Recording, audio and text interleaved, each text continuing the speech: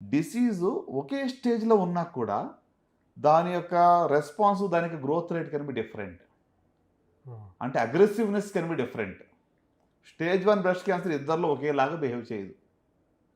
ఒకరికి pain వస్తుంటదేమో. Pain అని కాదు. అంటే అది ఎంత ఫాస్ట్‌గా అది వెళ్ళొచ్చు, ఏంటి దాని యొక్క ఎంత డబ్లింగ్ టైమ్ ఎంతుంది. ఓకే. ఆ! Each person can be different. ఒకేలాగా ఇద్దరిలో ఉండదు. హ్మ్.